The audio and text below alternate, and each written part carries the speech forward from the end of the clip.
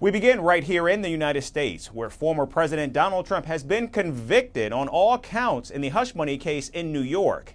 The 12-member jury unanimously agreed that Donald Trump falsified business records to hide a payment meant to silence porn star Stormy Daniels during the 2016 presidential election. The GOP presumptive nominee now becomes the first ever former or serving U.S. president to be convicted of a crime.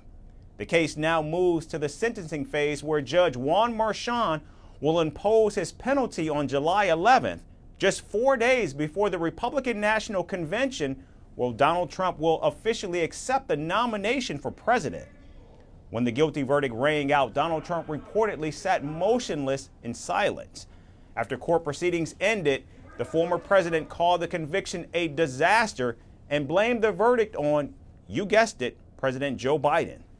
This was a disgrace. This was a rigged trial by a conflicted judge who was corrupt. It's a rigged trial, a disgrace. I'm a very innocent man, and it's okay. I'm fighting for our country. I'm fighting for our Constitution. Our whole country is being rigged right now. This was done by the Biden administration in order to wound or hurt an opponent, a political opponent. And I think it's just a disgrace. And we'll keep fighting. We'll fight till the end and we'll win, because our country's gone to hell. The verdict plunges the United States into uncharted territory, with the presidential election just 6 months away. The charges he's been convicted of are Class E felonies, and the sentence could include fines, probation, home confinement, and community service.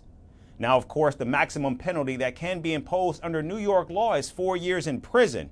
And given Trump's lack of remorse, as well as his continued attacks on the validity and credibility of the court proceedings, that too is not off the table. Meanwhile, legal experts believe that Donald Trump is unlikely to be jailed, as he is a first-time offender.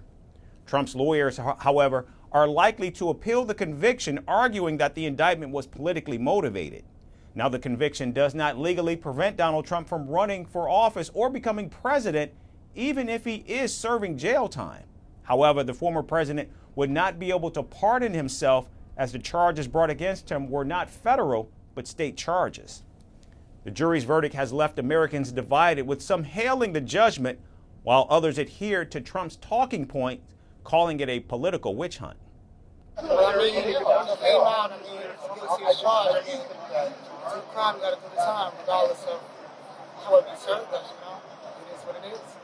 I think the reaction that I have to the verdict is that this is absolutely a travesty of justice. This is something that has shown to all of the American people out there how corrupt our government and our court systems have become, that you would go after a political opponent in the midst of a campaign with a charge that was done 7 years ago. Now, President Biden's campaign slammed Donald Trump just minutes after the verdict and said that no one was above the law. Meanwhile, Republican lawmakers remain steadfastly behind the ex-president. Now, polls conducted during the Republican primary showed that many voters would withdraw their support for Donald Trump if actually convicted. Nevertheless, the Trump campaign's website crashed hours after the verdict was announced due to a massive influx of donors wishing to donate to the campaign coffers. Donald Trump still has 3 additional criminal indictments pending. Surprisingly, the hush money case in New York was considered the most difficult to secure a conviction. Now it's unclear if or when those other cases, 2 federal cases and 1 state case, will actually go to trial. But now the nation watches to see if Donald Trump has a political metamorphosis after this historic conviction. From impeachments to inaugurations, if it's a political story, we are on the scene.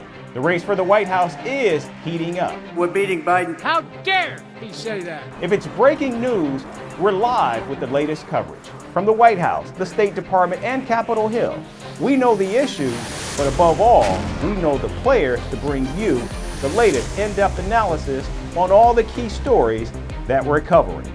I'm Eric Ham. Join me from Washington here on Firstpost America.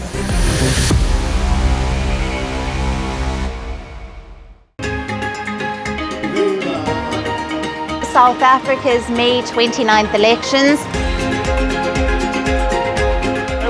start of change in the country. We are on the verge of history. I am standing here at the forefront of change where voices echo the call for action. The nation grapples with an unemployment crisis.